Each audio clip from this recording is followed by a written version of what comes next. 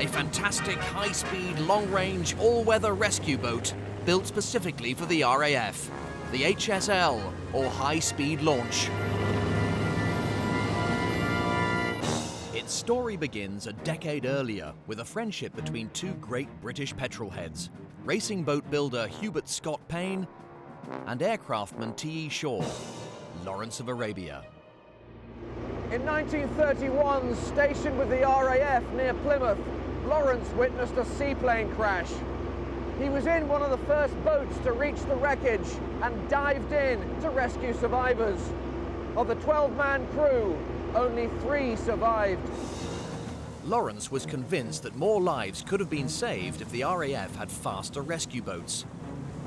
So he teamed up with Scott Payne to develop new designs based on the latest racing technology.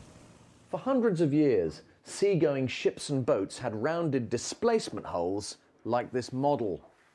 They were stable and streamlined and allowed the boat to push through the water.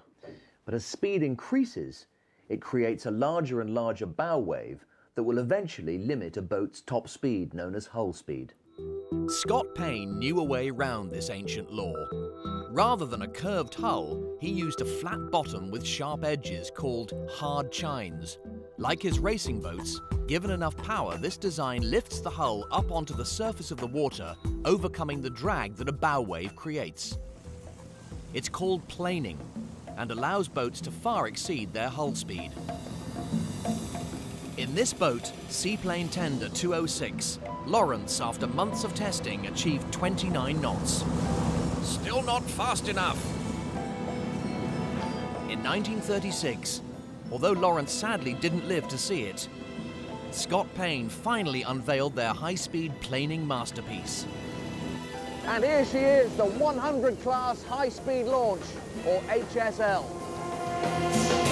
A 64-foot sea rescue revolution.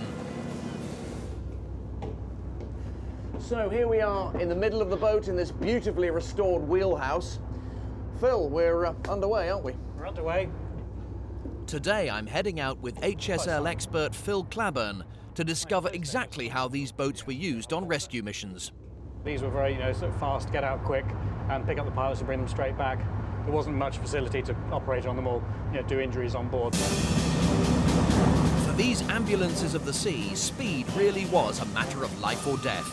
A 64-foot boat's theoretical hull speed limit is 11 knots.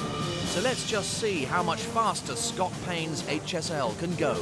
At the moment we're just on tick-over speed, or displacement speed, where the boat is sitting in the water. If I start to give a few revs, like so, and then maybe a few more revs, the idea is to get on the plane, which is about 13 knots with the 100 class, so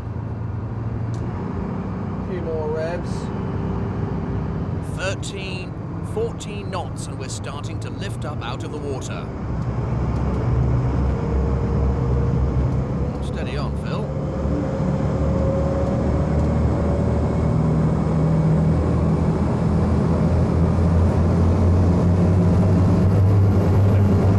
Power!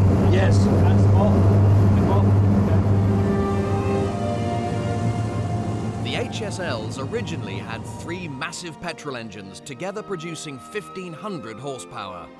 Her modern diesels produce over 1,200, plenty of grunt to get us on the plane. You can feel the whole vessel lift a little bit there, as now we are definitely on the plane.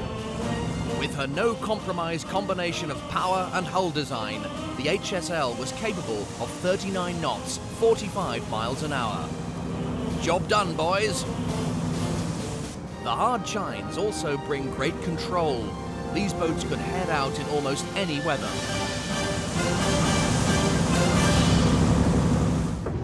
Urgent message, pilot down. 24-6 west, 45-3 north. Let's go, chaps. By June 1940, 22 HSLs were positioned along the coastline. The world's fastest sea rescue service had been created, just in time for the Battle of Britain. Ah, got him! 11 o'clock! Another pilot saved.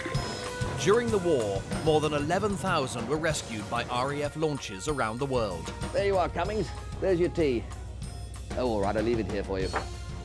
Drink it, mind.